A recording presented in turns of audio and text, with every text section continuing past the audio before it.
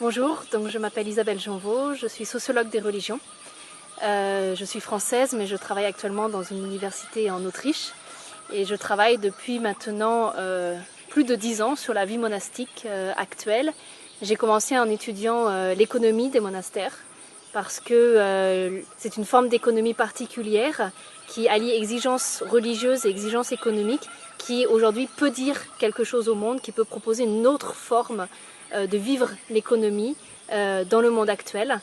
J'ai ensuite travaillé sur l'ascèse, donc la discipline de vie monastique, qui intéresse de plus en plus de gens aujourd'hui, et je développe actuellement un projet de comparaison de la vie bénédictine sur plusieurs continents, parce que ce qui m'a amené donc à visiter Kermoussa après une enquête au Kenya, une enquête au Togo, avec l'idée aussi derrière que quand on voit les statistiques démographiques des communautés européennes, que la dynamique de la vie religieuse dans 30-40 ans ne sera plus en Europe, mais sera en Asie et en Afrique. Et donc c'est important de voir aujourd'hui comment les communautés africaines se développent et s'intègrent dans leur culture locale. Un autre axe de mon travail a été d'étudier comment on vit les nouvelles technologies et notamment donc Internet, téléphone portable dans la vie monastique. J'ai publié un livre en 2013 qui s'appelait Dieu en ligne. Souvent la société a l'idée que les monastères sont archaïques, antimodernes et que donc les monastères, les moines refuseraient d'avoir Internet. Et en fait quand on regarde, les monastères souvent ont eu Internet, pas en retard par rapport à la société, ont ouvert un site Internet relativement tôt, ce qu'on a vu en fait dans l'histoire de la même manière pour l'imprimerie, pour la télévision. Les communautés religieuses n'ont jamais été en retard en fait par rapport aux technologies. Mais malgré tout, Internet pose différentes questions dans la vie des moines et des moniales. Comment est-ce que les moines et moniales peuvent utiliser Internet? Jusqu'où est-ce que ça peut ensuite poser peut-être des problèmes par rapport à leur vie monastique? Et donc ce que j'ai étudié dans différentes communautés, que ce soit en Europe ou en Afrique ou même en Argentine, c'est qu'on voit que finalement, déjà les communautés inventent en ce moment un peu leur façon de vivre Internet, puisque c'est encore assez récent, donc il n'y a pas vraiment de cadre précis, mais chacune invente une discipline finalement pour qu'on puisse vivre Internet avec un but précis, que ce soit un but de pastoral, un but d'évangélisation, un but de communiquer avec des gens, sans que finalement ça prenne trop de place par rapport à la vie monastique. Et par exemple, beaucoup de communautés ont développé les salles informatiques pour que les frères n'aient pas Internet directement dans leur chambre, mais dans une salle où du coup on peut se regarder les uns les autres. Ou dans d'autres monastères, notamment en Autriche, chaque moine a Internet dans sa chambre, mais chacun va développer un type d'ascèse, en fait, un type de discipline où il va se dire, par exemple, le vendredi, je ne vais pas sur Internet. Ou pendant tout le carême, je ne vais pas utiliser Internet, je ne vais pas utiliser Facebook, etc. Mais ce qui est aussi vraiment intéressant dans la façon dont les monastères utilisent Internet, c'est que ça permet aussi aux communautés religieuses de rentrer en contact avec des gens qui ne viendraient jamais dans un monastère, qui ne viendraient jamais dans une église. Et donc, en ce sens, c'est vraiment aussi une nouvelle forme d'évangélisation, où notamment par le biais de YouTube, comme vous avez aussi à Kermoussa, par le biais de Facebook, quand les moines sont sur Facebook, des jeunes gens qui n'appartiennent pas à l'église, mais qui se posent des questions sur leur vie personnelle, vont rentrer en contact avec des moines et vont pouvoir poser des questions sur leur vie, etc. Et donc c'est vraiment, ça donne vraiment la possibilité d'atteindre un public qui sinon ne viendrait jamais au monastère. Quand on observe les sites internet, c'est aussi intéressant de voir la manière dont les communautés essaient de proposer autre chose sur internet. Sur Internet, tout est mis au même niveau. En fait, sur Google, on peut avoir tout ce qu'on veut. Mais on observe que les communautés essaient vraiment de développer une manière propre, en fait, d'avoir une présence sur Internet pour que les gens puissent sentir un peu sur le site ce que ça veut dire la vie monastique. Effectivement, souvent, on n'aura pas de publicité, de messages rapides sur les sites, etc. Vraiment, avec cette idée de montrer que la vie monastique, c'est autre chose. Et donc par exemple, lorsque j'ai regardé le site de Kër Moussa avant de venir au Sénégal, j'ai été frappée tout de suite par la sobriété de ce site, par les côtés blancs, par les images calmes qui apparaissent, où on sent déjà quelque chose de la paix monastique. Et donc en ça, je trouve que ce site est vraiment très bien fait parce qu'on comprend, juste à le regarder, ce que veut dire la vie monastique. L'intérêt de ce site est aussi, comme m'a dit le frère Maxime, de pouvoir transmettre la mémoire. Et je trouve intéressant que les monastères, les communautés actuellement, utilisent les nouveaux médias pour ce travail qu'ils ont essayé de faire de tout temps, depuis des siècles. Les moines ont toujours eu à cœur de transmettre leur histoire, de transmettre la mémoire. Et je trouve vraiment intéressant que les moines sachent aujourd'hui utiliser ces technologies pour ce travail de transmission de mémoire, qui permet aussi à des gens, à un public beaucoup plus vaste, de pouvoir y avoir accès parce qu'on n'a pas besoin de se déplacer dans des archives, etc. Les vidéos donc de la communauté qui sont accessibles sur le site ou sur YouTube sont aussi intéressantes parce que YouTube n'est pas un site à proprement parler chrétien, catholique, et donc ça permet à des gens qui ne vont pas aller sur Internet en cherchant quelque chose de religieux, de peut-être tomber par hasard sur les vidéos. En étudiant un monastère autrichien qui publie aussi des vidéos sur YouTube, et par les commentaires, les frères me disaient, effectivement, on voit dans les commentaires, qui sont parfois aussi très critiques et très négatifs, que c'est vraiment un public très diversifié qui regarde ces vidéos. Et en fait, c'est positif finalement pour le monastère quand les commentaires sont négatifs et peut-être anti-chrétiens, parce que ça veut dire en tout cas qu'il y a des gens qui sont très éloignés de la religion chrétienne qui vont aussi regarder ces vidéos.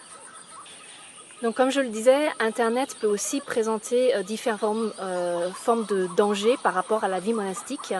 Parce que la vie monastique, c'est une vie un peu en dehors de la société, qui a une clôture. Et Internet amène à l'intérieur même du monastère, parfois à l'intérieur même de la cellule du moine, le monde entier. On peut avoir accès au monde entier, géographiquement, mais aussi à n'importe quelle heure du jour et de la nuit. Et donc en cela, Internet peut casser la clôture que les moines et les moniales essaient de bâtir. Donc ça, c'est l'un des premiers dangers. Et c'est pour ça, en réponse à ça, que souvent les communautés disent que c'est important d'utiliser Internet uniquement avec un but précis. Et de ne pas se dire, j'ai une heure devant moi et je vais surfer sur Internet. Parce que le danger est aussi d'arriver à des sites, par exemple, de pornographie, etc., des sites néfastes pour la vie du moine.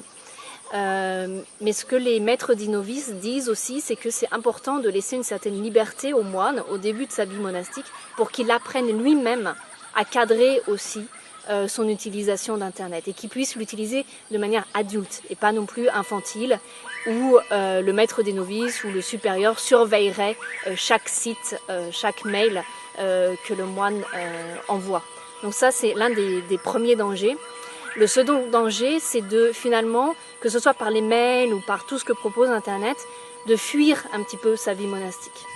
Un frère de Solem, justement, me disait le moine qui passe trop de temps sur Internet, c'est un peu comme un moine qui va faire des grands tours de jardin parce qu'il n'arrive pas à rester dans sa communauté. Cette idée d'ascédie qui est classique dans la vie monastique.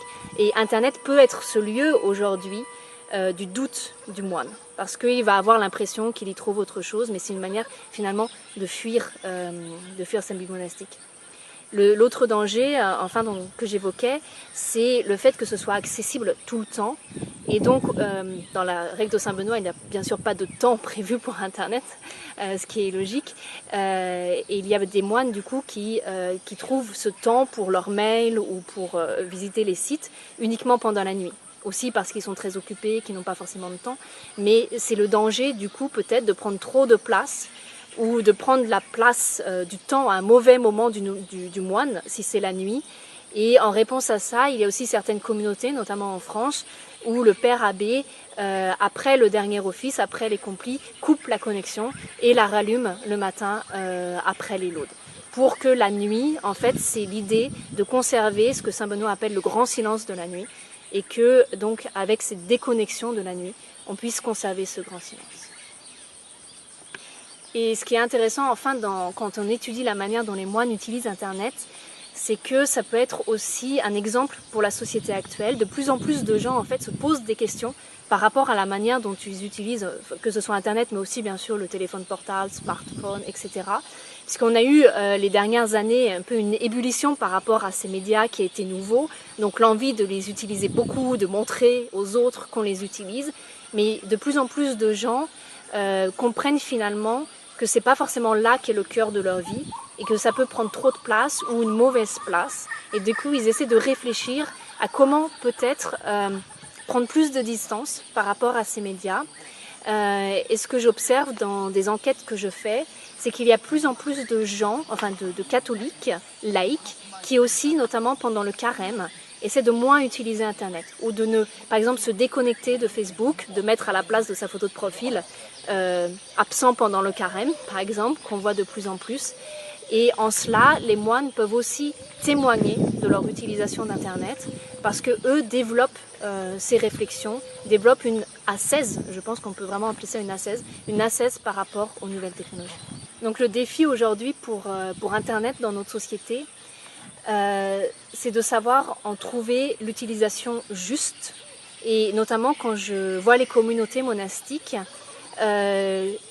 dans les communautés, on en est plutôt au stade où chacun réfléchit, où chaque communauté séparément, et il manque encore une véritable réflexion à un niveau supérieur, au niveau par exemple des congrégations, au niveau des chapitres généraux, où vraiment on peut développer l'idée de qu'est-ce que ça veut dire une utilisation monastique d'Internet. Mais aussi l'autre défi qui concerne aussi les laïcs qui travaillent pour l'Église notamment, c'est d'avoir une réelle formation par rapport à ces médias, qui ne soit pas uniquement une formation technique, mais aussi une formation sociale, humaine, de la façon dont on peut utiliser ces médias, que ce soit pour soi-même ou que ce soit pour un but de pastoral, d'évangélisation. Et ça, c'est un véritable défi aujourd'hui, encore une fois parce que c'est relativement nouveau. Et donc, il faut apprendre à poser les questions, à développer ces réflexions et aussi, bien sûr, à développer des formations. Pour finir, par rapport à ma visite à Cœur Moussa, ça fait 2 ans environ que je voulais visiter ce monastère qui est très connu aussi en Europe pour sa liturgie. Et je dois dire que j'ai été tout de suite très touchée par ces liturgies qui étaient au-delà pour moi de ce que m'on avait raconté. J'ai vraiment senti la manière dont la liturgie porte par le rythme des psaumes, par la chora, etc.